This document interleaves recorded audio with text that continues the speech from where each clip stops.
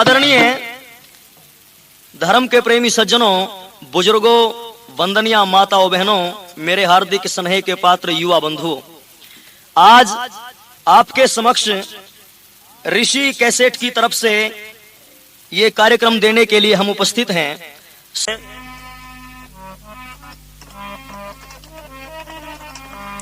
कि ये देश मेरा कैसा, सुनो जी ऐसा,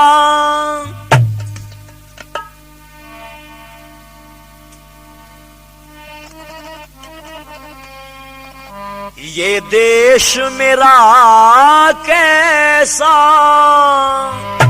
सुनो जी ऐसा, जहां रीत सदा बलि दानों की, ये देश मेरा कैसा, सुनो जी ऐसा, जहां रीत सदा बलि दानों की, ये देश मेरा कैसा, सुनो जी ऐसा, जहां रीत सदा बलिदानों की, ये देश मेरा कैसा।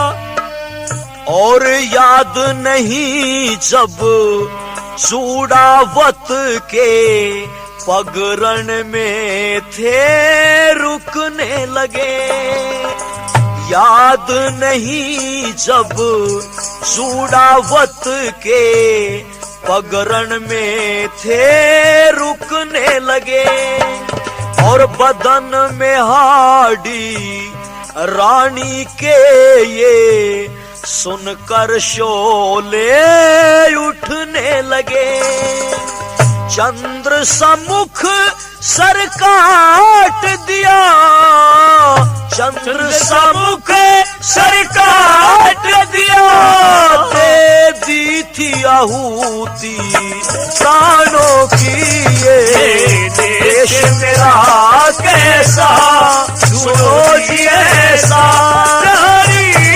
सदा बलिदानों की, ये देश मेरा कैसा, सुनो जी ऐसा, जहरीत सदा बलिदानों की, ये देश मेरा कैसा।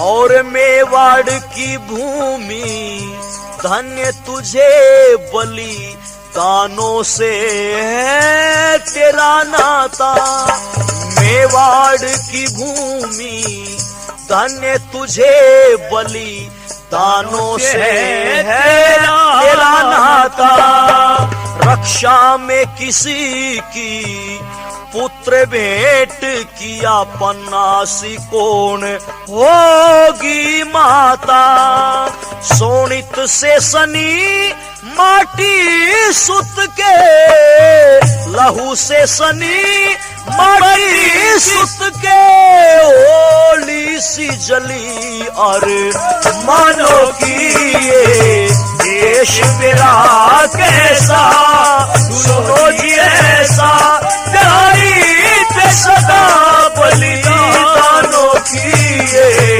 देश मेरा कैसा, सुनो जी ऐसा, रीत सदा बलिदानों की, ये देश मेरा कैसा। बहनों और भाइयों, जरा भारतवर्ष के इतिहास के ऊपर एक नजर डाल करके देखिए, आपको पता चलेगा ये देश कितने गजब के लोगों का देश है। अरे यहाँ तो 6-6 महीने के बच्चों को राष्ट्र की बलिवेदी पर आहूत कर दिया इस देश की माताओं ने, लेकिन धर्म को बचाने के लिए, जाति और कौम की रक्षा के लिए। और इसी प्रकार की एक बहादुर माता की एक छोटी सी कहानी इस वक्त मुझे याद आ रही है बहनों और भाइयों। और वो माँ कौन थी? उस माँ का नाम था बहनों और भाइयों पन्ना। और वो कितने गजब की माँ थी लो सुनो। चित्तौड़ के महाराणा संग्राम सिंह आज दुश्मन के साथ लड़ाई के मैदान में जूझ रहे थे। बड़ा जबरदस्त मुकाबला चल रहा था और इस मुकाबले में राणा संग्राम सिंह बड़ी बहादुरी के साथ में लड़ रहे थे, लेकिन दुश्मन की सेना बहुत ज्यादा थी। दुश्मन के सिपाही बहुत अधिक संख्या में थे। बड़ी ताकत के साथ में, बहादुरी के साथ में राणा संग्राम सिंह और इसकी सेना लड़ती रही, लेकिन धीरे धीरे सेना मरती रही। दुश्मन की सेना का दबाव इसके ऊपर बढ़ता रहा। लेकिन इतिहासकार लिखता है कि राणा संग्राम सिंह डटे खड़े हैं मैदान के अंदर और तीर चला करके राणा संग्राम सिंह की एक भुजा को बेकार कर दिया, तो दूसरे हाथ से तीर चलाते रहे, दूसरी भुजा को भी बेकार कर दिया। तो इतिहासकार लिखता है राणा संग्राम सिंह जो है जमीन पर लेट करके अपने दोनों घुटनों के बीच में तीर कमान को पकड़ करके, मुंह में तीर को पकड़ करके जो है प्रतंचा पर चढ़ा करके छोड़ रहे हैं और दुश्मनों का सफा कर रहे हैं। और आगे इतिहासकार ने लिखा कि जब दोनों पैर भी दुश्मन ने बेकार कर दिए तो राणा संग्राम सिंह बहनों और भाइयों लाचारी मजबूरी की हालत में था। तीरों से सारा शरीर घायल हो चुका है, 82 जख्म शरीर में है, चारों तरफ से खून के फव्वारे छूट रहे हैं नौजवान के। पर बहनों और भाइयों दुश्मन की इतनी हिम्मत नहीं, तो इस बहादुर के पास, इस शेर के पास पहुंच जाओ, इसको गिरफ्तार कर लो। राणा संग्राम सिंह के प्राण पखेरु उड़ चुके थे बहनों और भाइयों। इनकी धर्म पत्नी जो थी महारानी कर्मावती, उनको पता चला कि तेरा पति का इंतकाल हो गया, वो शहीद हो चुके हैं। अब रानी ने विचार किया कि या तो अपनी पति की मौत का बदला तुझे लेना चाहिए या कोई और बहादुरी दिखानी चाहिए। बस इसने विचार चिंतन किया, मनन किया, तो सोचा कि मैं अपनी सेना लेकर के जाऊंगी और दुश्मन के साथ भिड़ करके या तो अपने पति की मौत का बदला लूंगी या फिर मैं भी अपने पति की भांति शहीद हो जाऊंगी। लोगों जब ये चलने लगी तो घर में छोटा सा मासूम सा इसका बेटा था, जिसका नामकरण संस्कार के बाद उदय सिंह नाम रखा गया था। उदय सिंह को छोड़कर जब ये चलने लगी तो बच्चा माँ को देखकर को रो रहा था। बस बच्चे का ख्याल आया, एकदम से जो दासी पन्ना थी, पन्ना को बुलाया और यूं कहने लगी, बहन पन्ना, मेरे पति का स्वर्गवास हो गया है, मैं भी अपने पति के नक्शे कदम पर चल करके दुश्मन के साथ जाकर के भिड़ जाना चाहती हूँ। या तो मेरा बलिदान हो गया, मैं अपने पति की मौत का बदला लूंगी, लेकिन पन्ना मैं तेरे ऊपर एक जिम्मेदारी, एक भार डाल करके जा रही हूँ। इसने कहा, महारानी सुनाओ क्या बात है?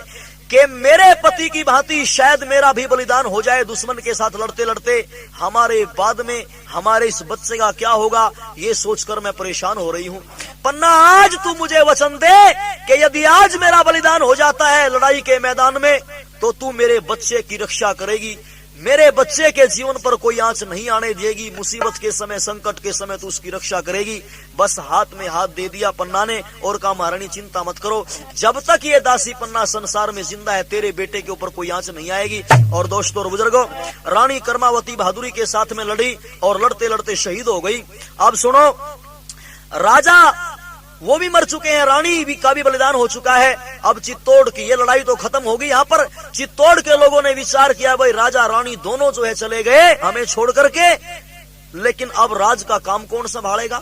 बस राज का काम संभालने के लिए जो राज का मंत्री था बनवीर, उस बनवीर को जो है राज की सत्ता सौंप दी कि जब तक उदय सिंह जवान हो और तब तक जो है राज का काम तू चलाएगा, और उदय सिंह जब जवान हो जाए तो इसका राज तिलक करके महाराणा संग्राम सिंह के बाद उनके बेटे को चित्तौड़ का राज सौंप दिया जाएगा।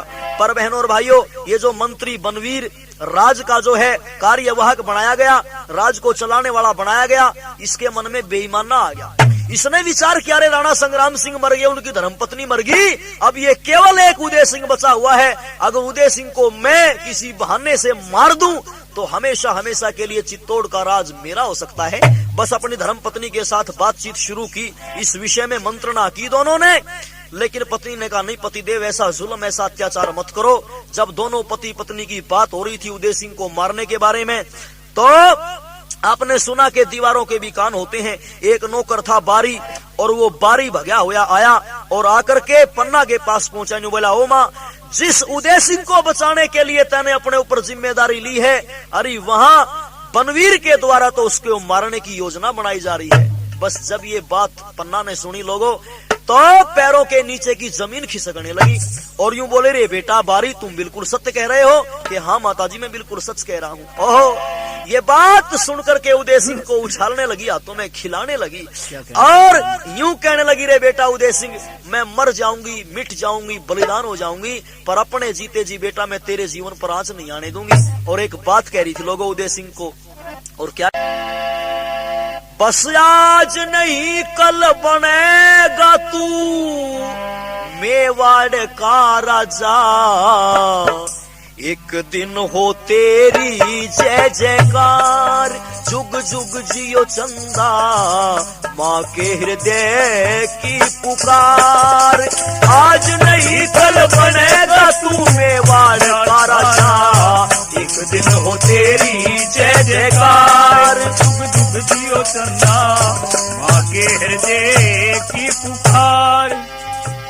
कोमल सा फूल है तू उजड़ी बहारों का, उजड़ी बहारों का, डर लगता खारों का। कोमल सा फूल है तू उजड़ी बहारों का, उजड़ी बहारों का, डर लगता खारों का। साया ना पड़ जा तेरे ऊपर गद्दारों का, ऊपर गद्दारों का, पापी हत्यारों का।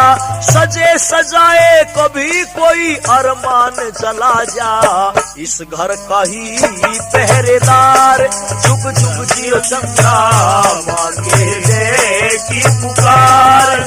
आज नहीं कल बनेगा तू मेवाड़ का राजा, जय जयकार, जुग जुग जियो चंदा, माँ के हृदय की पुकार। अरे वंश सिसोदिया का दीपक ना बुझने पाए, दीपक ना बुझने पाए, आंधी चाहे तूफान आए। वंश सिसोदिया का दीपक ना बुझने पाए, दीपक ना बुझने पाए, आंधी। उस दिन को पन्ना अपनी आंखों से देख पाए, आंखों से देख पाए, तेरा यश दुनिया गाए। राज मिले, अरे राज मिले और ताज तेरे मस्तक पे आ जा, उस दिन का माँ को इंतजार। जुग जुग जियो चंदा, माँ के हृदय की पुकार। आज नहीं कल बनेगा तू मेवाड़ का राजा, तेरी जय जयकार, जुग जुग जियो चंदा, माँ के हृदय की पुकार। ओ बेटा, मैं मिट सकती हूँ, मर सकती हूँ, मैं अपना बलिदान तो दे सकती हूँ, लेकिन अपने जीते जी तेरे जीवन पर आंच नहीं आने दूंगी मेरे लाल। और क्या कह रही थी उदय सिंह को? अरे तेरी माता को दिए वचनों से मैं ना फिरूं, वचनों से मैं ना फिरूं, संकट में चाहे घिरूं। तेरी माता को दिए वचनों से मैं ना फिरूं, वचनों से मैं ना फिरूं, संकट में चाहे घिरूं। देना पड़े जो लहू अपने हृदय को चीरूं, अपने हृदय को चीरूं, धर्म से मैं ना गिरूं। और कभी तेरे दुश्मन वो नजर तुझको ही लगा जा, मुझ पे तो आओ कष्ट हजार। जुग जुग जियो चंदा, माँ के हृदय की पुकार। आज नहीं कल बनेगा तू मेवाड़ का राजा, एक दिन हो तेरी जय जयकार, जुग जुग जियो चंदा, माँ के हृदय की पुकार। उस दिन ये सारा संकट दूर तत्काल होगा, दूर तत्काल होगा, जब तू निहाल होगा। उस दिन ये संकट सारा दूर तत्काल होगा, जब तू निहाल होगा। गाथा चित्तौड़ दुर्ग की गाता ब्रजपाल होगा, गाता ब्रजपाल होगा, संग में सतपाल होगा। और गीत सुने तो भाई, गीत सुने तो कायर का भी लहू गरमा जा, युद्ध के लिए हो तैयार। जुग जुग जियो चंदा, माँ के हृदय की पुकार। आज नहीं कल बनेगा तू मेवाड़ का राजा, एक दिन हो तेरी जय जयकार, जुग जुग जियो चंदा, माँ के हृदय। बहनों और भाइयों, उदय सिंह को लाड लड़ा रही थी, उछाल रही थी, खिला रही थी, और यूं कह बेटा, मेरे ऊपर चाहे कितने संकट मुसीबत आ जाओ, लेकिन मैं तेरे जीवन के ऊपर आंच नहीं आने दूंगी। बहनों और भाइयों, बातचीत कर ही रही थी, इतने में बारी नौकर भगया हुआ फिर आया और यूं कहने लगा, ओ माता जी, पूरा पक्का प्रोग्राम बना दिया है उदय सिंह को मारने का उस पापी हत्यारे बनवीर ने, इसलिए वो अब थोड़ी बहुत देर के बाद में राजमहल की तरफ को आएगा और इस बच्चे के जीवन पर संकट आ सकता है। बस दोस्तों और बुजुर्गों, क्या होता है, पन्ना विचार कर रही है, चिंतन कर रही है, सोच रही है उदय सिंह के प्राण बचे तो कैसे बने, आखिर ऐसी कौन सी योजना, कौन सी तरकीब है जिसके द्वारा मैं उदय सिंह के प्राणों की रक्षा कर सकती हूँ। बस एकदम से दिमाग में आ गई लोगों, और क्या योजना बनाई, ऐसी योजना बनाई लोगों, इतिहास में बस कोई माँ ऐसी योजना बना सकती है, कोई बहादुर माँ। और क्या योजना थी, उदय सिंह जितनी आयु का था उसी आयु का इस पन्ना का खुद का अपना एक पुत्र भी था जिसका नाम था चंदन, बिल्कुल उसी आयु का। इसने विचार किया कि यदि बनवीर जो है उदय सिंह को मारने के लिए आएगा तो उसके आने से पहले मैं एक कार्यक्रम बनाऊंगी, अपने बेटे चंदन के कपड़े पहना दूंगी उदय सिंह को और उदय सिंह के कपड़े पहना दूंगी चंदन को। उदय सिंह के पालने में मैं यदि चंदन को लिटा दूं तो मेरे बेटे चंदन को उदय सिंह समझ करके बनवीर उसको मार देगा और मैं उदय सिंह के प्राण बचाने में कामयाब हो जाऊंगी। और लोगों, जब ये योजना बनाई ना तो कपड़े आपस में बदल दिए गए। और उधर का हाल सुनो, बनवीर जो है हाथ में नंगी तलवार लेकर के जा रहा था उदय सिंह को मारने के लिए, लेकिन रास्ते में विक्रमादित्य आ गया। विक्रमादित्य ने कहा, रे बनवीर कहाँ जाते हो? कि मैं उस राणाओं के आखिरी दीपक को बुझाने के लिए, उस चिराग को गुमनामी के अंधेरों में खोने के लिए जा रहा हूँ, उसका नाम भी संसार में नहीं रहेगा, ऐसा कार्यक्रम करने के लिए मैं जा रहा हूँ। लेकिन जब ये बात विक्रमादित्य ने सुनी तो इसका रास्ता रोकने की कोशिश की, लेकिन नाकामयाब रहा। बहनों और भाइयों, उदय सिंह ये जो था बनवीर, इसने तलवार उठा करके विक्रमादित्य की गर्दन के ऊपर वार कर दिया और इसका काम तमाम करके अब ये हत्यारा उदय सिंह को मारने के लिए जा रहा था। लेकिन सुनो बात, ये तो चल दिया है मारने के लिए, लेकिन उधर कपड़े बदल दिए आपस में। उदय सिंह के कपड़े चंदन को पहना दिए मां ने और चंदन के कपड़े उदय सिंह को। चंदन रो रहा है और रोते हुए बेटे को ये माँ उछाल रही थी और यूं कह रही थी, ओ बेटा चंदन, आज ये रोने का दिन नहीं बेटा, आज तो खुशी मनाने का दिन है। अरे आज तेरा बलिदान हो रहा है बेटा, आज मेरी ममता का बलिदान हो रहा है देश धर्म जाति के कौम के उत्थान के लिए, इस राणाओं के आखिरी दीपक को बचाने के लिए, इसलिए मेरे बेटा रो मत। और लोगों, क्या कह रही थी चंदन से वो कि मेरे लाल भेंट तुझको चढ़ाने से पहले लग जा मेरे सीने से प्यार कर लूं, लग जा मेरे सीने से प्यार कर लूं। मेरे लाल भेंट तुझको चढ़ाने से पहले लग जा मेरे सीने से प्यार कर लूं, लग जा गले सीने से प्यार कर लूं।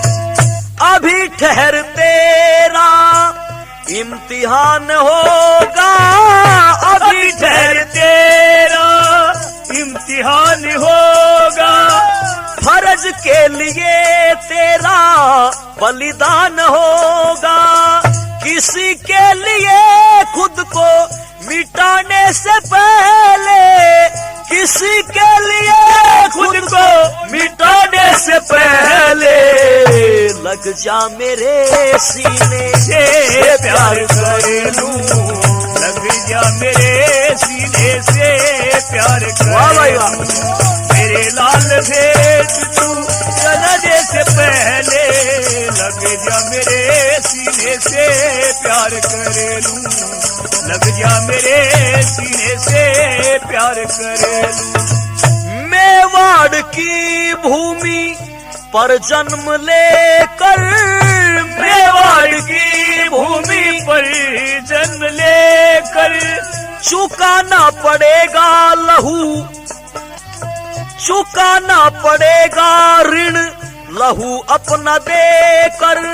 छोड़ माँ की गोद को जाने से पहले, छोड़ माँ की गोद को जाने से पहले लग जा मेरे सीने से प्यार करे लूं, लग जा मेरे सीने से प्यार करे लूं। मेरे लाल भेंट तुझको चढ़ाने से पहले लग जा मेरे सीने से प्यार करे लूं, लग जा मेरे सीने से प्यार करे लूं। लोगों, धर्म संकट में फंसी हुई थी माँ, ममता का ख्याल करे या देश की इज्जत का ख्याल करे। ओहो, प्यार कहता पन्ना सुत क्यों कुर्बान कर दे, प्यार कहता पन्ना सुख को कुर्बान कर दे, फर्ज कहता ममता को बलिदान कर